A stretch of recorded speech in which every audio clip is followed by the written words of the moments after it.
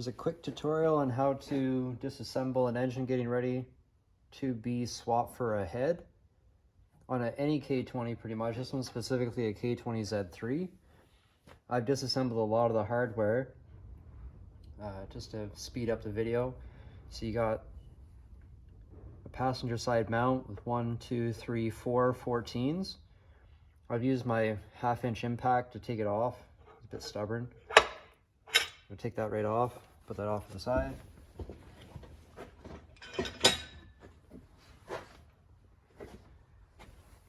And then while we're at this side, there's 2 hose clamps. 1, 2, loosen them off. A pair of pliers you got, and sometimes they're stuck on there, so I find that if you twist them a little bit, they'll loosen off from both sides. This one's a bit awkward, so I always go at a bit of an angle to get it off.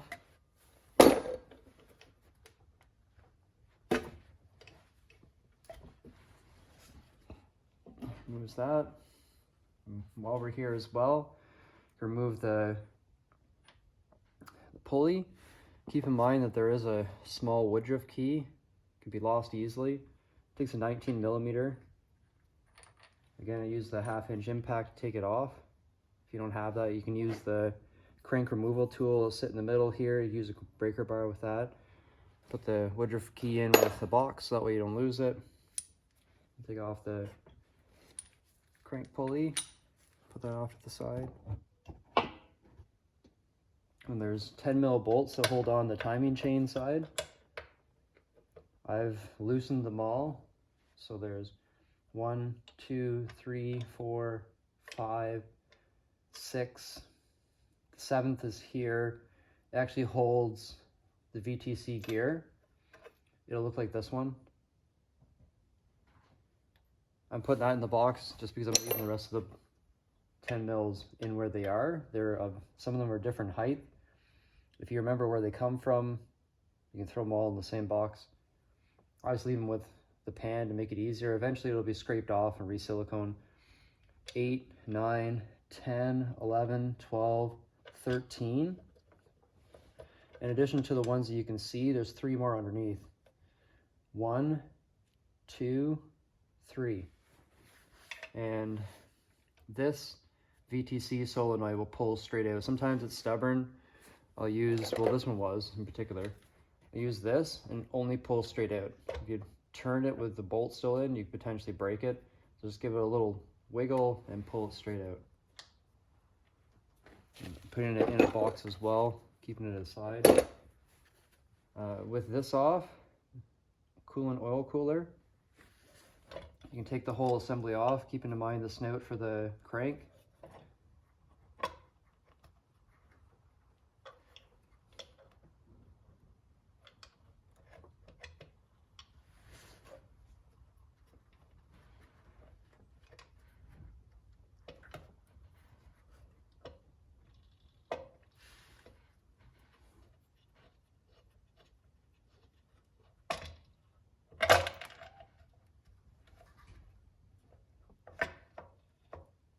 You should wiggle right out.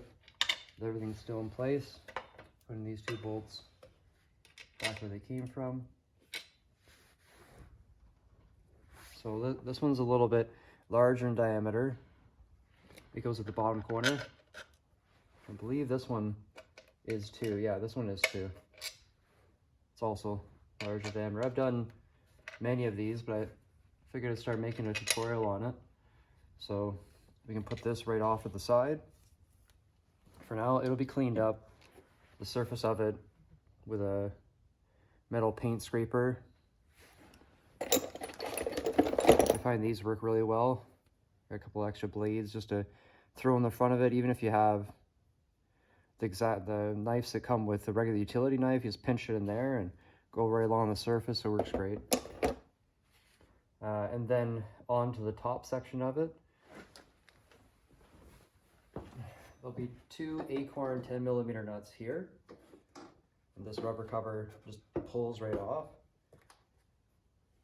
There'll be a grommet right here that holds it in place. And then 1, 2, 3, 4 spark plugs, of course. If you've already removed your harness, you're only left with the two 10 mils here, the harness and the cap that goes over your spark plug cover would have had the 1, 2, 3, 4 bolts in it. This engine didn't come with it, so I like to keep these in order. I'm not sure if it really makes a big difference, but this engine tested okay for compression. Unfortunately, cylinder 3 had 26% leak down in the intake valves, so I already have a reconditioned head off in the back that I'm going to be swapping on this one, then do another leak down. It came fresh from the machine shop. It was planed 3-angle valve grind, SuperTech bronze valve guides and seals. So with the head, someone must have had an aftermarket intake on this, because this isn't the original hose. There's some other hoses here that aren't original either, that's been looped around. But take out the oil dipstick, I put it right on top of the intake cover, and I can use this as leverage a little bit, break it free, but be careful because there's 1, 2, 3, 4, 5, 6 acorn nuts. So take them off. I already took them off previously. They'll be 10 mil. Once those are off, you can choose to remove the rubber seals. They'll look like this. But I just leave them all on. Give it a break on this side, gently wiggle it up, and put it off to the side so that way it keeps in good condition.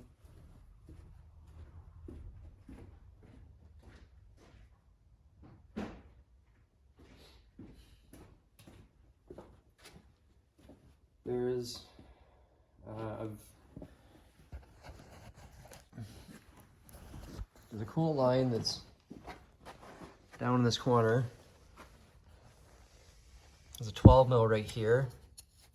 It's only short. We'll take that out. Put with our box of hardware.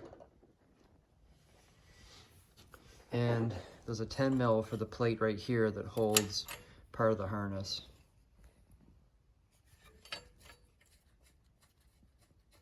It's a short one too. You can take that off. Put it with a box of stuff. And then, oh, in addition to the valve cover, if you have a Z3, you'll have this PCV system on the side of it. There's a 10 mil here and a 10 mil here. And those ones are really short, maybe half of an inch. If you want to keep everything together, I just move it off to the side. Now once that's off to the side, gently wiggle this coolant pipe out of the way.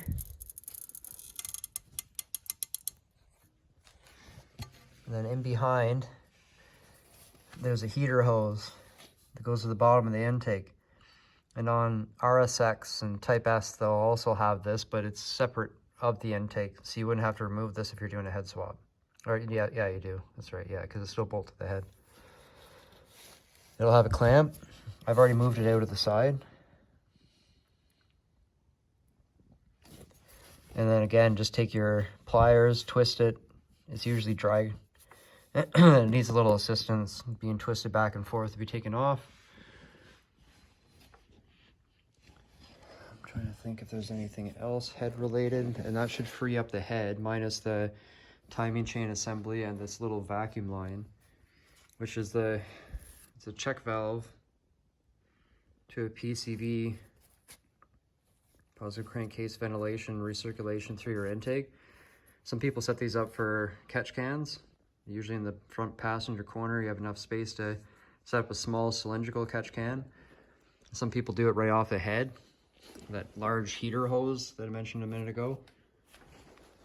And then I'll get this placed back here so you can see the timing assembly being taken off. It's pretty close there. Not much space in the shop. There's something going on. For the tensioner, if you recently replaced it and you want to reuse it, you can find a cotter pin and pin it.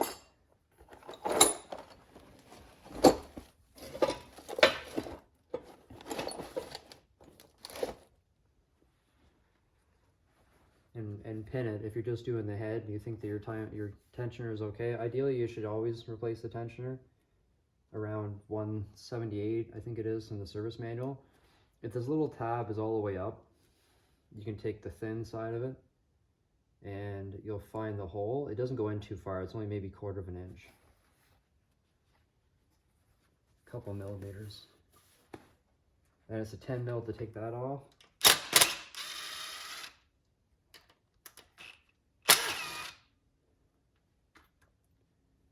Now, if your pin held well, all the tension will be on the pin that you put in your tensioner, just like that.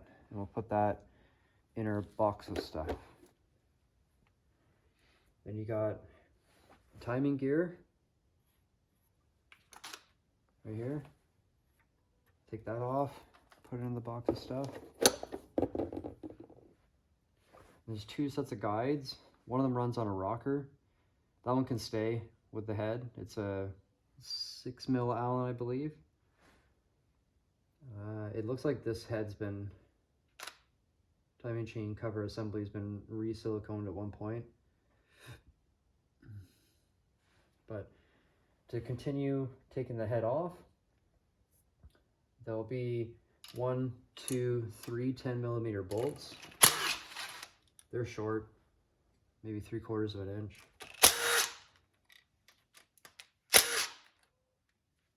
I'll put that back in the guide. I'm not so much worried about the condition of the guide because I have a new timing chain kit assembly for this. I'm just going to put this, oh, it's actually broken. That's why it fell off. That's good to know.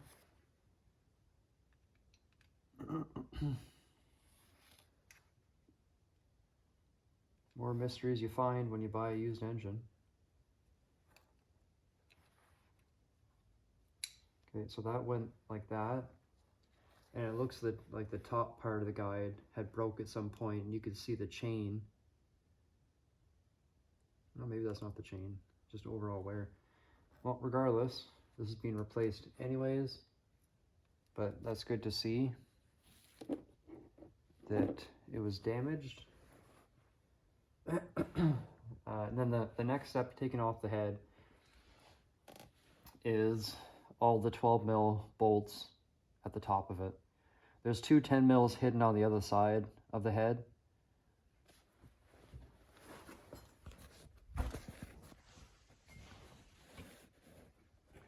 Right there and there on either side of the cam sensors for the intake and exhaust.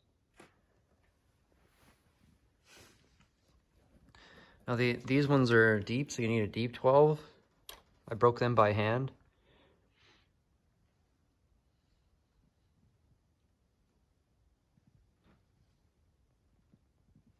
I'll span this back to where it was.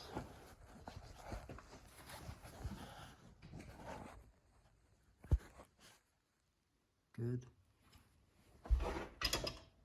So break all these 12s loose in opposite sequence that you would with your Honda manual.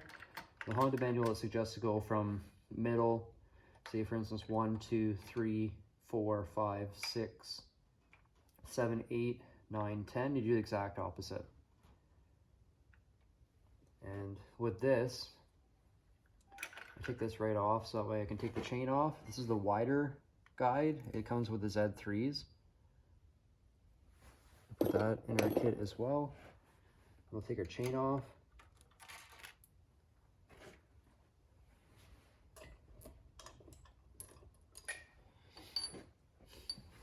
And that should free up the head. So we'll use a flat.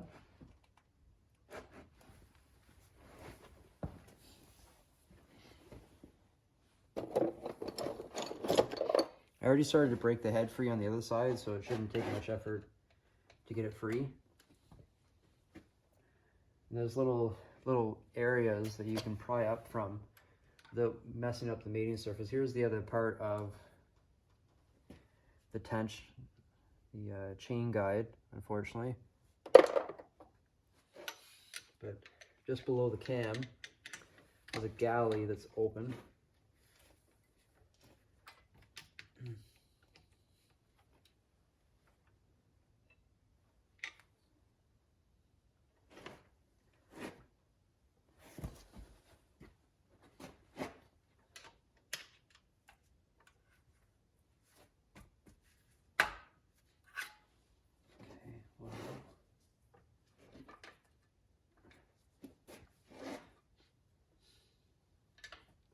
There's also a little crevice right in here and on the other side. I already started to free it up on this side, but I don't want to go too far because I want to hold all of this in place with a wire or string, because once these collapse, the pins don't orientate. I like to keep the whole rotating assembly with itself.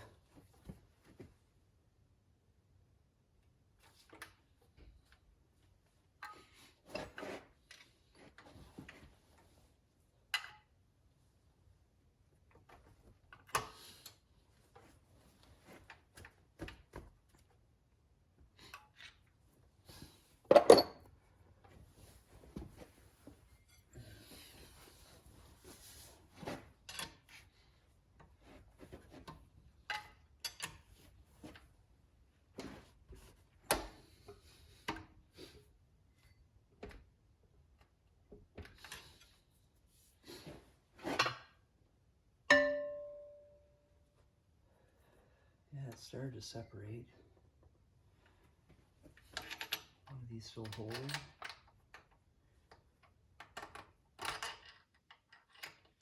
Kind of glad I'm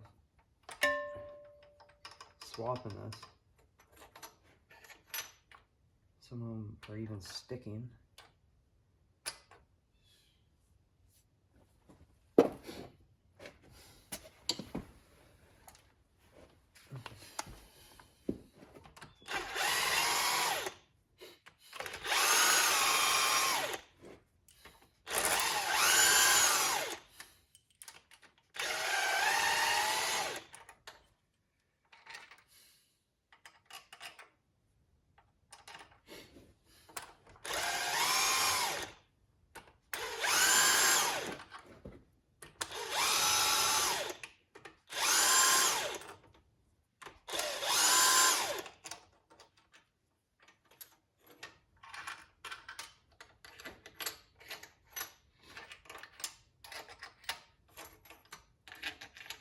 Well, they're all for sure free now.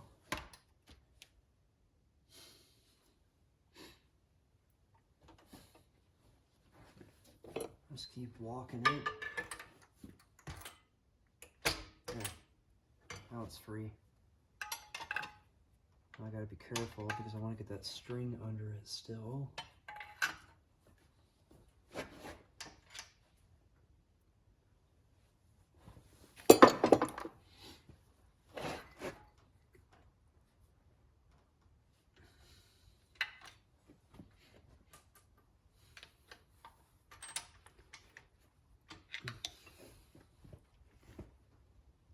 There we go.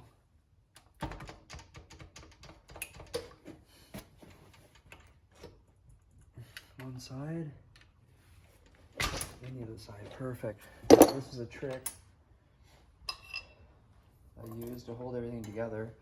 Put the 12mm back in. Just wrap it underneath. Then back up. And repeat that all the way around the head. I don't know if this wire is going to be long enough. It's something I found. I'm sure I can find another.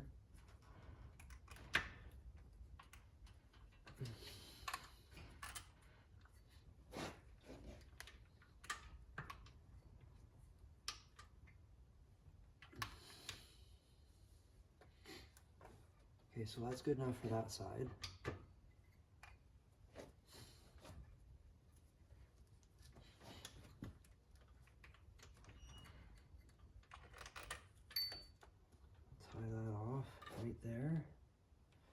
that'll hold all those right up in place. I'll find another wire and return.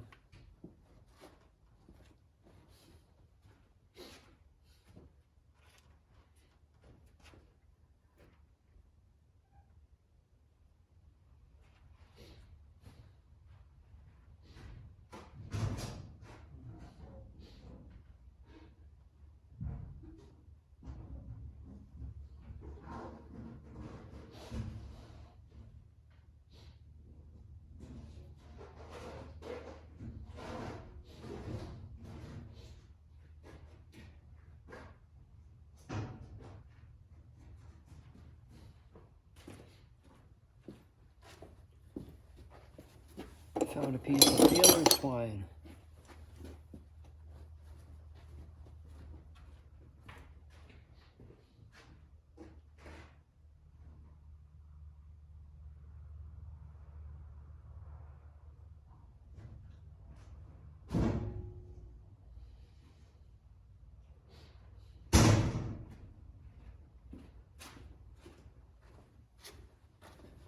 And we'll repeat the same process on this side. So just find your 12 mil bolt, put a knot, and wrap around.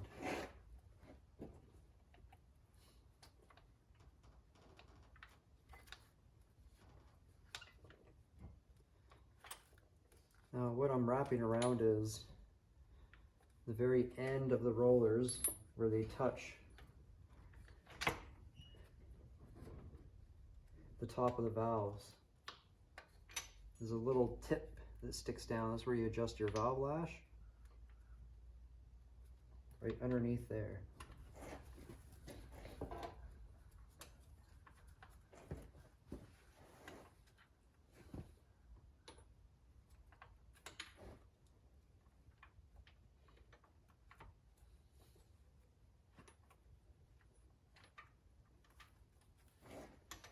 And the last set.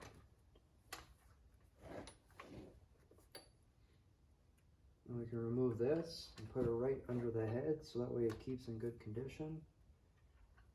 We sent off to the machine shop to have all the valves lapped. So that way I can use it as a spare at some point in the future for times like this. There. Now that all of them are held up, you can take the whole assembly right off, just like that.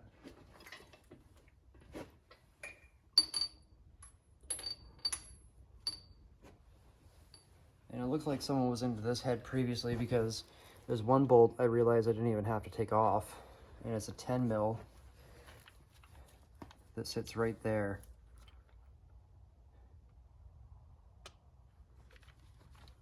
On journal 3.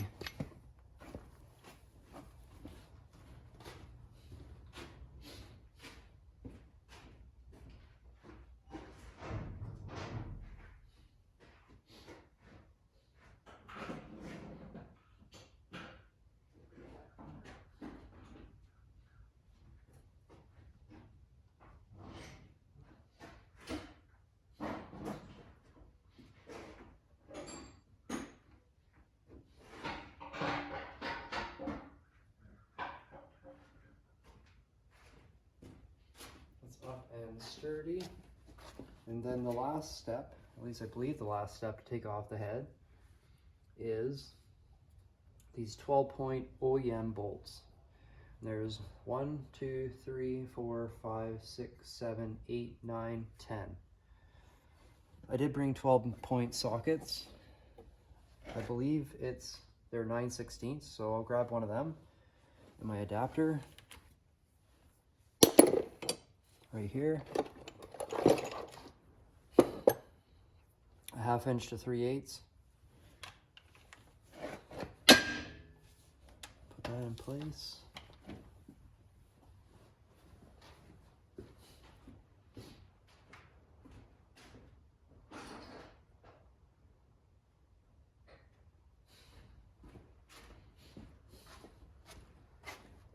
(9/16) 12-point. Per Perfect. The same process as taking off the head. I'm gonna start from the outside.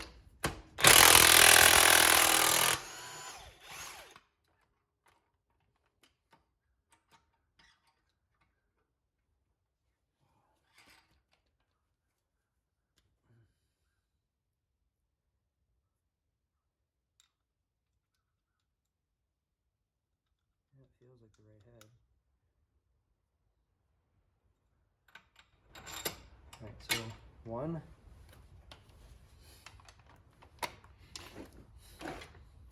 2, 3,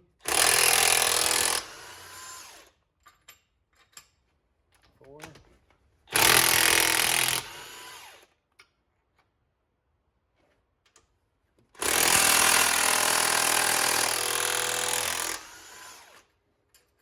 6,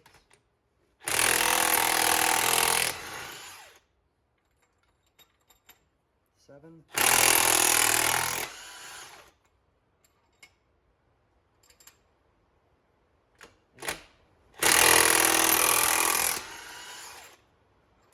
9, and 10.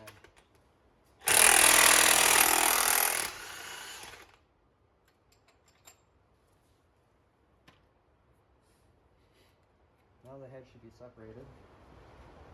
Just going to double check to make sure everything's unbolted. Sounds like it's pouring out. Yeah. And for leverage, I'm going to make sure that I can hear this okay, so I'm going to take off my earbuds.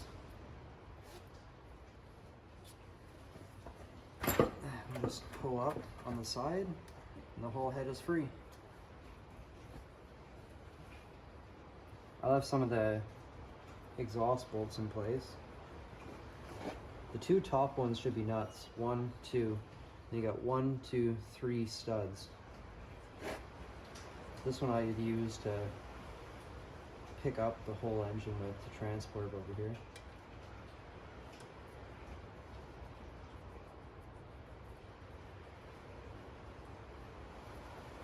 So we'll take the head right off, lay it on its side, and that'll be it for this video.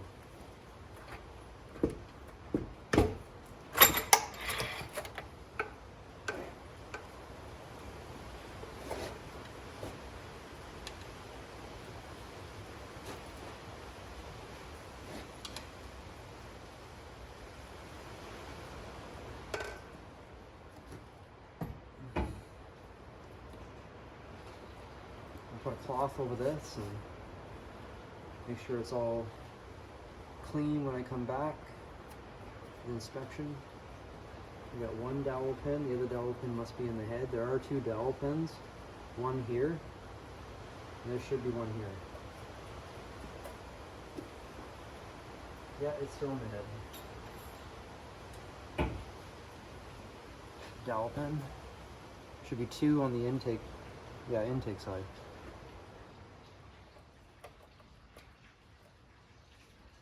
That's step 1.